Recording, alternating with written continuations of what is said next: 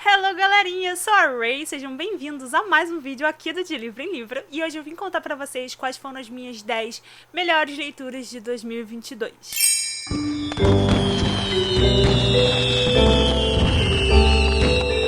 E aí, como é que vocês estão? Pois é, já estamos em 2023 e 2022 foi um ano com muitas leituras muito bacanas. Se você ainda não viu o vídeo em que eu classifiquei todos os livros que eu li durante o ano, eu vou deixar passando aqui em cima pra vocês. Lá você vai ter uma visão bem geral, né, de tudo, inclusive eu classificando entre quem tá competindo pros top 10, quais foram os piores e tudo mais, tá tudo nesse vídeo.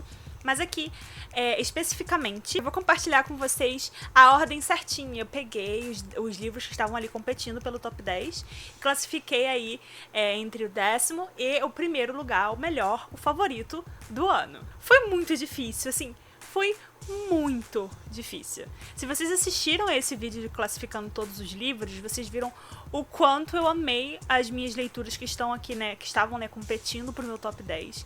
E colocar eles por ordem foi, assim, quase impossível. Então eu quero deixar bem claro, assim, que por mais que tenha 10º lugar, 9º e tal, todos eles são favoritados, incríveis, maravilhosos e valem muito a leitura e me surpreenderam, me tocaram de diversas maneiras. Em 10º lugar, eu coloquei um livro que, na verdade, ele foi uma releitura. Geralmente, eu tenho o costume de não colocar releituras nessa disputa. Mas o que acontece? Eu acabei relendo primeiro e lendo a série completa. E fazia muito tempo que eu tinha lido, então, assim, não lembrava de quase nada. Então, foi praticamente uma leitura, porque eu não lembrava de muitos detalhes. E, assim, foi um livro fantástico. O primeiro livro, na minha opinião, é o melhor livro da série, da trilogia. Pela segunda vez eu pego o livro e eu leio todo ele em um dia, porque eu simplesmente não consigo parar de ler. Fico presa nele do começo ao fim. Vários personagens pra gente ficar com muita raiva, sabe? E eu adoro passar um ranço no livro, assim, adoro um ranço. Adoro odiar personagem. Ainda mais quando a proposta do livro é exatamente essa. Eu tô falando de O Príncipe Cruel, tá aqui em 10º lugar. Super releitura, eu amei. Holly Black arrasou demais, como eu disse. Meu livro favorito da trilogia. E apesar de eu achar que o final da série deixou um pouquinho a desejar em alguns aspectos, eu ainda recomendo demais a trilogia como um todo. Eu acho que quem curte fantasia, essa coisa de fadas, essa pegada mais dark, vai gostar bastante do livro. Em 9º lugar tá um livro que, assim, fez todo mundo se debulhar em lágrimas. Quem assistiu aquele vídeo de classificação já vai ter uma ideia do que eu tô falando. Eu acabei não chorando, né, quando eu li esse livro. Não rolou as lágrimas, mas, assim, eu chorei por dentro. A minha alma tava ali transbordando, chorando. Porque não tem como não se emocionar, não se encantar com o livro. É uma história extremamente tocante, extremamente profunda, se você pegar as partes dela pra analisar, sabe? Trazer pra um ambiente, assim, mais da nossa realidade, sabe? E tem muitas passagens incríveis. A narrativa desse livro é única. Eu tô falando de Flores para Algernon, do Daniel Keyes. Eu nunca tinha lido um livro que tivesse sido narrado dessa maneira. Ele não só conta pra gente o que acontece, sabe? A evolução do personagem, porque ele é um personagem com déficit de inteligência e ele passa por uma cirurgia pra ficar muito inteligente. Ele acaba superando todos os cientistas, sabe? Dessa organização, por causa da inteligência dele. A gente vai acompanhando isso, né? Até o quanto de inteligência é bom, até quanto de ignorância é bom, entendeu? Então tem toda uma questão social também por trás disso. E ele não só mostra, ele não só conta. Tá ali, nas páginas do livro. Você vai acompanhando a evolução do personagem. E, assim, é sensacional. Indicadíssimo. Aquela ficção científica, assim, ó, maravilhosa. Em 8º lugar, tá mais um livro, assim, que é pra ser uma facada no coração. Então, assim, vocês se preparem, tá? Eu vou deixar aqui o alerta já de gatilho pra abuso sexual de menores. Não são cenas fáceis de ler, não é um livro fácil de ler, tá? Mas ele acabou realmente se tornando um dos meus favoritos da vida. Eu tô falando de Herdeiras do Mar. Esse livro, ele conta a história de duas irmãs, né, na época da guerra da Coreia com o Japão, em que o Japão estava dominando a Coreia, né, e meio que apagando totalmente a cultura coreana e pegando crianças coreanas e mulheres coreanas para levar para serem mulheres de consolo na guerra, lá pros japoneses. E a gente tem essa menina que, para salvar a irmã menorzinha de ser sequestrada por um soldado japonês, ela acaba indo no lugar dela para ser mulher de consolo. Então, assim, não é fácil, tá? São todas crianças, elas são novinhas, né? Então, assim, São cenas horrorosas. Mas eu achei que a autora abordou tudo com muito respeito, levantou questões importantíssimas, tem toda essa questão cultural que foi muito interessante de ler, principalmente pra quem curte, né? Toda essa parte da cultura coreana. É uma aula de história de uma maneira que não fica chata, sabe? E eu fiquei impressionada com a narrativa envolvente da autora, como a gente quer, tipo, pegar esses personagens e guardar num potinho, sabe? E cuidar delas, e ao mesmo tempo a gente sabe que foi a realidade de muitas pessoas, de muitas mulheres na guerra, né? E que faz parte da história da Coreia. Então, assim, é pesado, mas é incrível. E ela amarrou perfeitamente o final, assim, pra deixar um quentinho, um acalento no coração. E em sétimo lugar tá uma autora que vem conquistando seu lugar como uma das minhas autoras favoritas. Todos os livros que eu peguei dela até o momento eu fiquei completamente apaixonada. Não tem nenhum livro que eu não tenha gostado dessa autora que eu tenha lido até agora. E esse acabou tomando o lugar do meu favorito da autora, que eu nunca pensei que fosse conseguir. E na verdade, assim, ele tá assim, para a par com o outro da autora. Eu tô falando de Malibu Renasce, da Taylor Jenkins Reid. O meu livro favorito da Taylor é Daisy Jones and the Six, mas assim, depois que eu li Malibu, eu não sei mais o que fazer da minha vida. Porque esse livro é fantástico. Eu nunca vi uma história tão complexa, tão envolvente de família dessa maneira. Sabe, eu gosto de ler sobre família, sobre dramas familiares, quando tem aquela rede, sabe, de relacionamentos e é super profundo, sabe? Eu gosto muito, muito, e esse livro tem demais disso. E é muito interessante a vida que a autora dá pros personagens, sabe? É como se você estivesse lendo de fato a biografia de pessoas de verdade, sabe?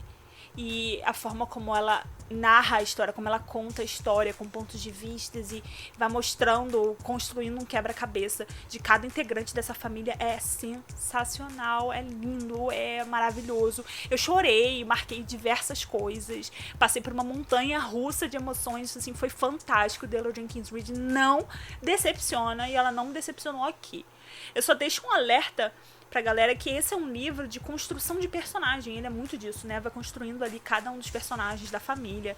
Então, se você é uma pessoa, assim, extremamente focada num romance, gosta muito de ler um romanção daqueles, assim, talvez esse não seja um livro pra você. Ou se você gosta de um livro que pega na ação e vai acontecendo, não sei o quê, também você talvez ache ele um pouco lento, né? Mas, assim, pra quem curte esse desenvolvimento dos personagens, conhecer, se aprofundar, você vai amar. É um prato cheio, maravilhoso, perfeito.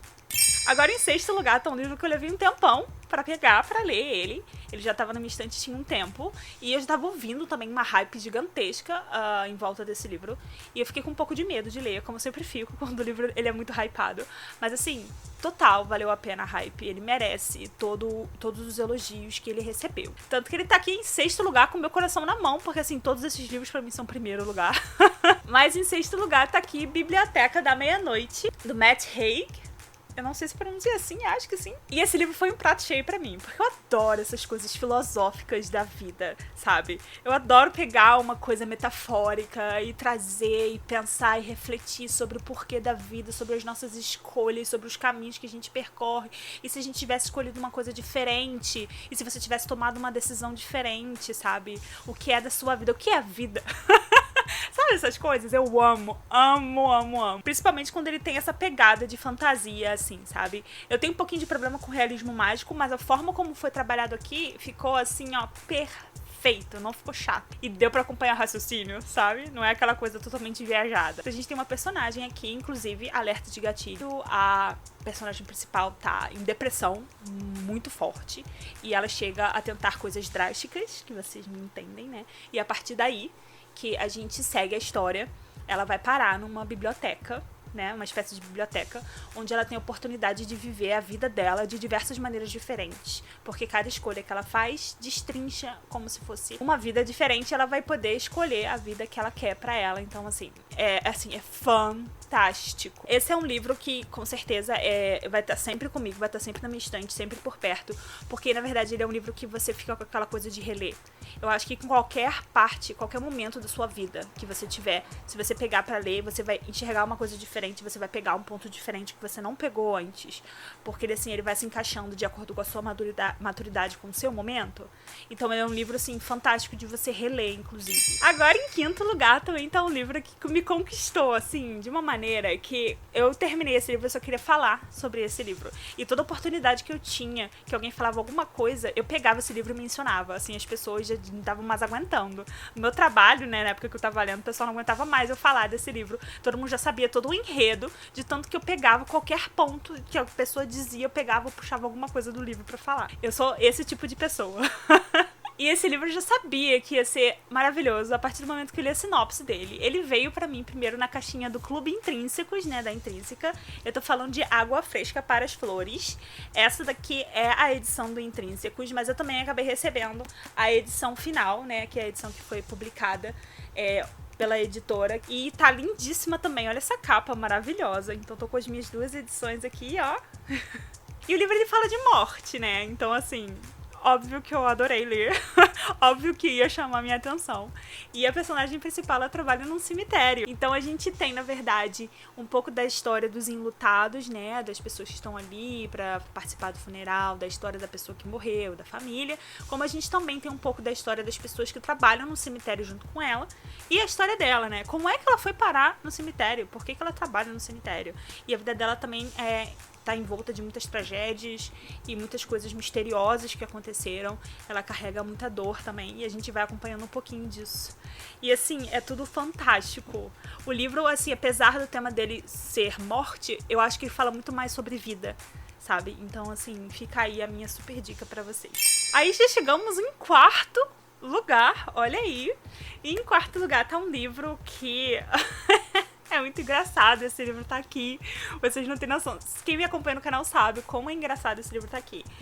Porque eu volta e meia falo dessa autora assim, tipo... não gostei desse livro dela. Achei qualquer coisa. Ou então, faltou muita coisa nesse livro. Então, não me conectei com os personagens dessa autora. Simplesmente não funciona. É raro um livro dela funcionar pra mim. Só que em 2023 eu peguei alguns livros que funcionaram. E esse, inclusive, eu me apaixonei totalmente por ele. E, assim, mudou totalmente o meu jeito de ver essa autora. E eu tô, assim, encantada pela Vida Invisível de Ed La Rue. Que, inclusive, eu só peguei porque eu tava em live na Twitch e eu fiz uma enquete lá e a galera toda votou dizendo que eu tinha que ler esse livro.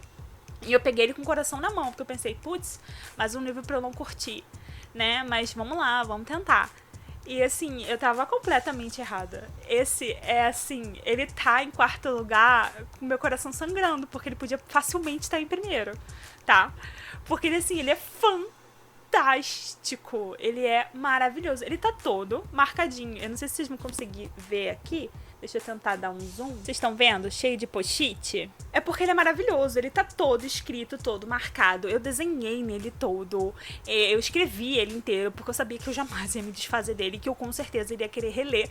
E vai ser muito bacana reler esse livro com os meus pensamentos de antes, quando for mais à frente, entendeu? Fazer essa comparação. Eu adoro esse tipo de coisa. Enfim, completamente apaixonada pela Ed, uma personagem incrível, né? Ela é uma personagem imortal. E aí ela tá aí vagando pelo mundo, porque ela acabou fazendo um acordo que ficou um pouco prejudicial pro lado dela. E ela não é basicamente invisível, tipo, ninguém vê, mas todas as pessoas que viram de costas, por exemplo, esquecem da existência dela. Então, de certa maneira, ela é invisível. Ela passa pela vida, pela história do mundo, observando tudo, mas sem conseguir deixar sua marca. Então, assim, é bem triste, né? Até que um dia ela encontra alguém que se lembra dela. E aí... É maravilhoso, gente. E ele é muito mais do que, assim, falando assim, parece até que é um romance, ponto. De certa maneira é, mas ele é um livro muito profundo sobre vida também. E tem muitas questões maravilhosas e fantásticas abordadas aqui. Que, assim, são quotes eternas.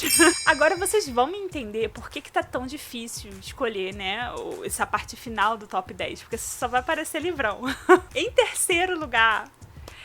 ficou esse livro aqui também, podia facilmente facilmente estar em primeiro. Ele também é um livro que estava extremamente hypado durante todo o ano, todo mundo falava desse livro. Eu lembro que, eu não sei se foi a Pam, a primeira que eu vi lendo, e depois eu vi, tipo, uma galera lendo esse livro. E eu falei, meu Deus, deve ser bom mesmo, né? Tá todo mundo falando.